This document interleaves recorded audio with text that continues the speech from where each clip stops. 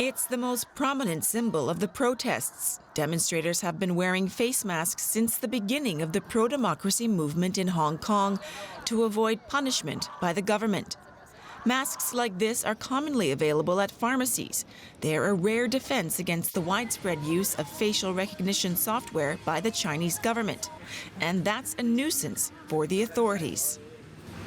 The major problem is the identification of the suspects who committed many offenses, such as criminal damages, riots, unlawful assembly, wounding of people.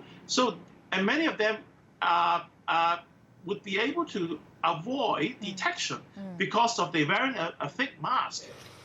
At midnight local time on Friday, a ban on facial masks took effect in Hong Kong, along with other emergency regulations. We believe that the new law will create a deterrent effect against masked violent protesters and rioters, and will assist the police in its law enforcement. Protesters so far seem undeterred by the new ban. It's blatantly trying to get us to not come out and show our opinion, which, I mean, in a society where we already don't have democracy, like, literally, what else are we supposed to do? Today, the government used the power to stop us from wearing masks. What about tomorrow? They can use such powers to do a range of things that deprive us of our rights.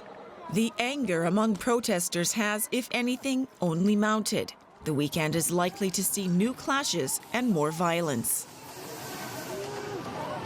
DW's Charlotte Chelson-Pill is monitoring the situation in Hong Kong and joins us now for the latest. So, Charlotte, despite this new emergency law, we've seen more protests today in Hong Kong. What's been the atmosphere like after last night's excessive violence? Mariana, there's a lot of trepidation here on the streets at the moment. Where I'm standing right now, shops here boarding up their windows. Any shops who are believed to have pro-Beijing sentiment or anti-protester sentiment are owned by mainland China are at risk of being targeted by protesters. That is something that we saw last night. We witnessed a number of shops, including China Mobile, being vandalized. We saw mobile phones thrown to the floor, screens smashed. So there is a lot of concern among people here that we're talking to about how the night, indeed how the rest of the weekend will unfold. That's because of the sheer anger on the streets here of Hong Kong in reaction to that protest, to that face mask ban. We've seen a couple of protests so far today. There was a march through Hong Kong. We also saw a human chain as well. Up until now, though, the protests have been peaceful, but the concern, of course, among so many here is how are police going to respond now that they have the authority to detain people for wearing face masks. It is now unlawful for people to attend these protests with face masks on. Nevertheless, though, the people that we've seen defiant, still wearing those masks. Well, after Friday night's violence, the leader of Hong Kong, Carrie Lam, made a statement. What was her message?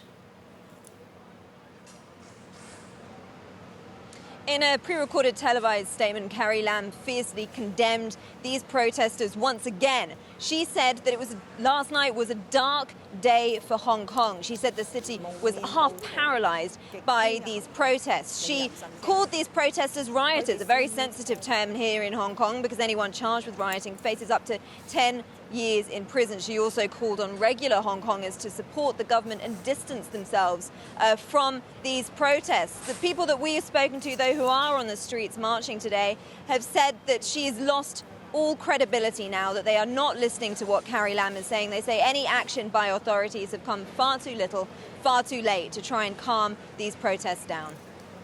Well, Charlotte, you mentioned it yourself. These protesters appear determined to continue wearing the face mask, continue going out onto the streets. Have you seen any arrests or consequences up to now for the people who are wearing those face masks and protesting?